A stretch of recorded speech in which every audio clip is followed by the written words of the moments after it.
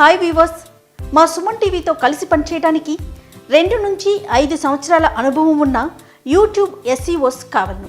ఆసక్తి ఉన్న అభ్యర్థులు క్రింద స్క్రోల్ అవుతున్న నెంబర్కి వెంటనే సంప్రదించండి.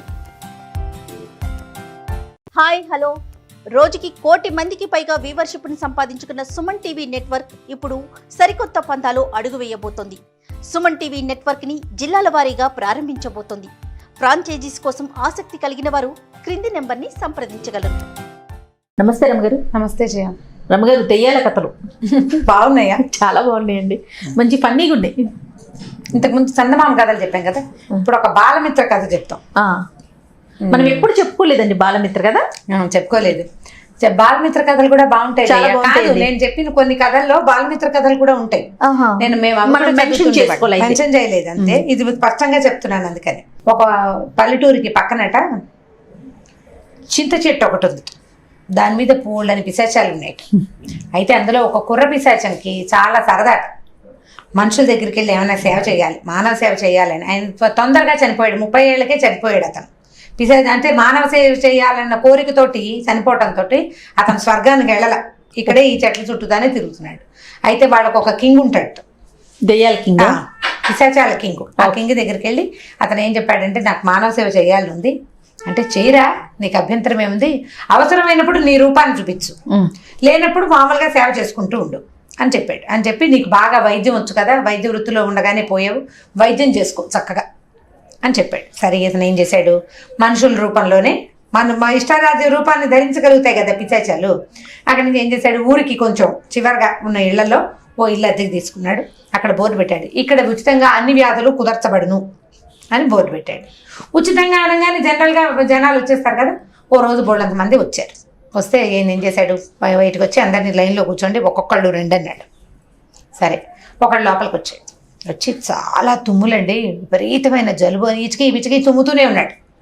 తుమ్ముతుంటే ఇతనే ఉన్నాడు, మన పిశాచ డాక్టర్ గారు, ఏముంది నువ్వేం చేస్తావంటే, ఇంటికి వెళ్ళిపో, కొంచెం తేలిగ్గా తిని చెరువులో మునుగు, 1 గంట పాటు నువ్వు చెరువులోనే ఉండాలి అన్నాడు. అనేసరికల్ అదేమిటి చెరువా, అసలే నాకు జలుబు, ఇంత తుమ్ములు వస్తుంటే నేను చెరువులో మునిగితే ఎలాగా, చెరువులో నేను మునగనన్నట, చెరువులో మునిగితేనే నీ జబ్బు తగ్గుతుంది అన్నాడు అతను.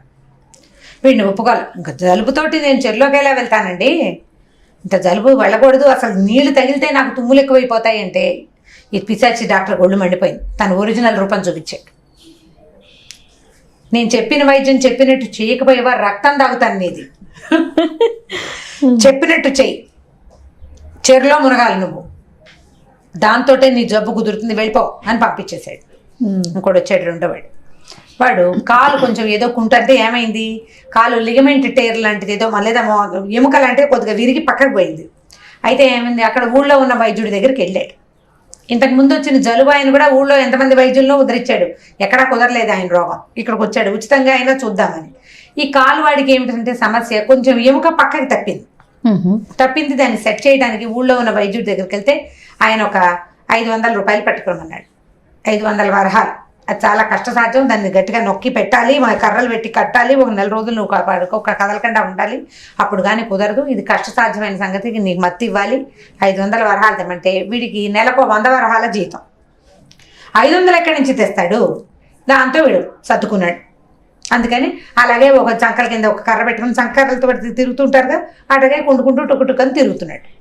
వచ్చాడు, ఏదో ఉచితంగా కట్టుకడతారేమో చూద్దామని. ఈయన అన్నాడు, సరే ఓ పని చెయ్యి, ఊళ్ళోకి వెళ్ళి పాటలు పాడుకుంటూ తిరగాలి ఊరంతా, నువ్వు ఎవరైనా వెంట పడితే అప్పుడు చూద్దామన్నాడు. అనేసరికల్లా వీడేమన్నాడు, పాటలు పాడడం అంటే నాకు కూడా ఇష్టం, ఊళ్ళో ఒక 2 గంటలు తిరగాలి, వెంట పడక్కర్ల, ముందు ఊళ్ళో తిరగాలి, 2 గంటల పాటు పాడమన్నాడు. అనేసరిగా పాటలు పాడడం నాకు కూడా ఇష్టమేనండి, నేను ఇదివరకు పాటలు పాడుతూ తిరుగుతుంటేనే మా చుట్టుపక్కల వాళ్ళంతా నన్ను పాట ఆపమనేవాళ్ళు, నేను ఆపట్లేదని కొట్టారు, ఆ సందట్లోనే నా కాలు విరిగిందండి, వైద్యం చేసుకుందామంటే 500 తెమ్మన్నారు, నా వల్ల కాదండి, పాట పాడితే జనాలు ఊరుకోరండి అన్నాడు.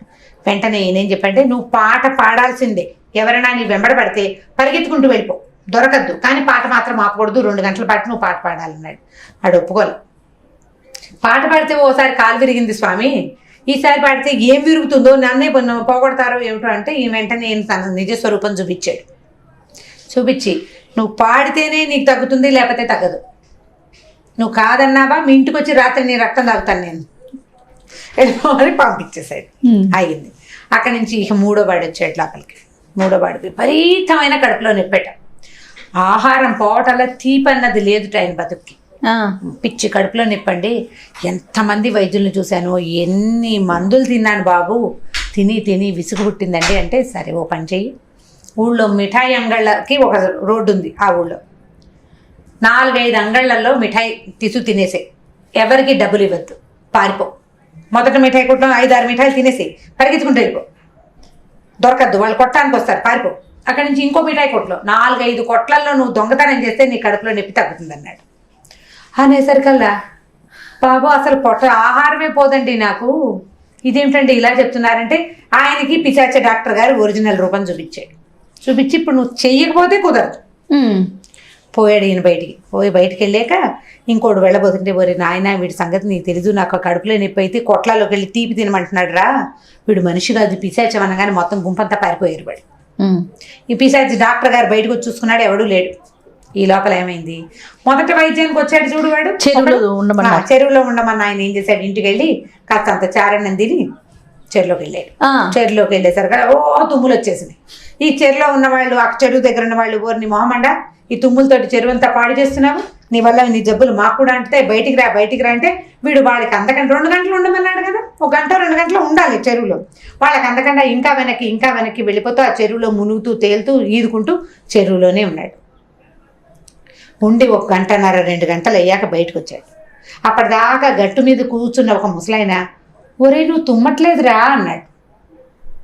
అప్పుడు ఈ తుమ్ములు ఆయనకి తెలిసింది, తను 2 గంటలు నీళ్లలో నానేసరికి సంవత్సరాల తరబడి వేధిస్తున్న తుమ్ముల జబ్బు వదిలిపోయింది. బయటికి తుమ్ములు లేవు, ఇంకా జలుబు తగ్గిపోయింది. ఇంటికి వెళ్ళాడు, శుభ్రంగా మధ్యాహ్నం తిన్నాడు, హాయిగా ఉన్నాడు. అక్కడి నుంచి రెండో వాడిని ఏం చేయమన్నాడు, రోడ్డు మీదకి వెళ్ళి పాట పాడమన్నాడు కదా, వీడు పాట పాడడం మొదలుపెట్టాడు.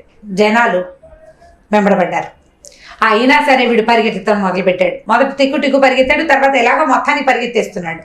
ఆ వీధులు ఈ వీధులు అన్నీ తిరిగాడు. ఒక 2 గంటలు గడిచిన తర్వాత ఒక చుట్టాలు ఆయన కనపడి, ఏమిట్రా నీకు పక్కన కాలు నిప్పి, కాలేమో విరిగిన వాడివి, రోడ్ల మీద పడి తిరుగుతున్నావు ఏమిట్రా, ఇందాక ఎగువ వీధిలో కనిపించావు, ఇప్పుడు దిగువ వీధిలో కనపడుతున్నావు, ఆ పరుగేమిట్రా, కర్రేదిరా చంకలోది నీది అన్నాడు.